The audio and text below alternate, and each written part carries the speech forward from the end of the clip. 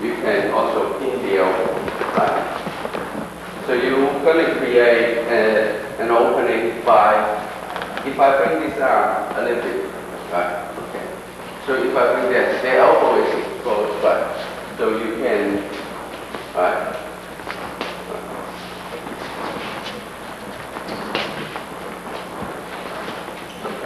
Now, what I want to do is, I bring this arm across, and then I trap this side. Right? So I bring the hook out across, and then I step over this side, right? And then I trap, and he can do a bone jump.